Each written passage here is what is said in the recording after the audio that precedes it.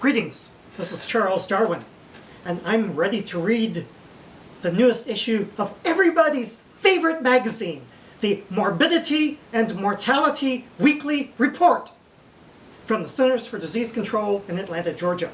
Oh, it's such an interesting magazine because there you can read about such things as the evolution of antibiotic-resistant bacteria and also the evolution of new strains of viruses.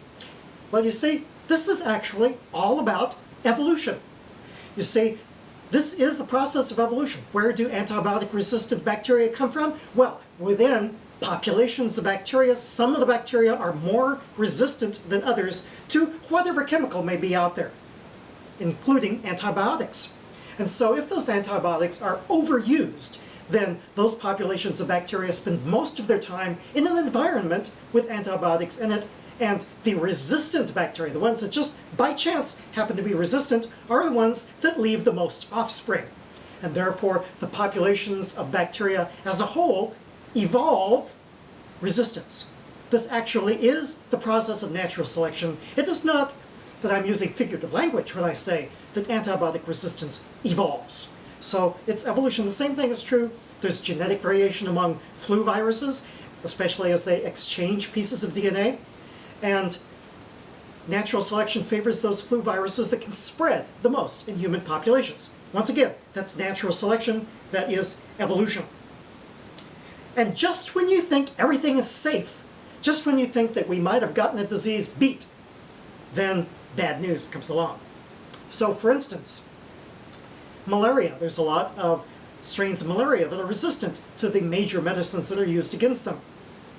But along came a new medicine that was discovered, artemisinin, from Artemisia annua, a little weed that grows in Asia.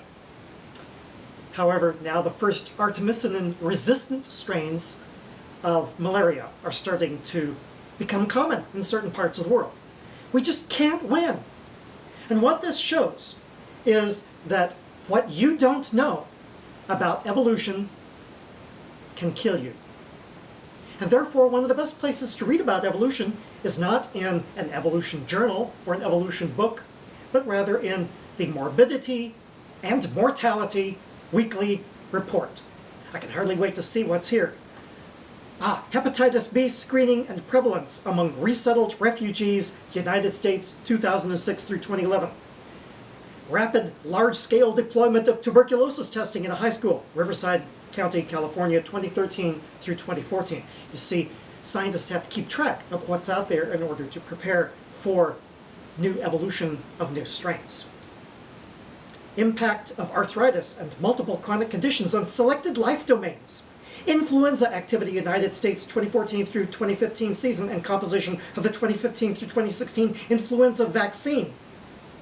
Vital signs, melanoma incidence and mortality trends and projections, United States. And then, quick stats. Age-adjusted percentages of adults aged 20 years or greater with diabetes by race and Hispanic ethnicity. National Health and Nutrition Examination Survey, United States, 1999 through 2002 and 2009 through 2012. This is exciting stuff. Emma, you gotta see this. You gotta see this.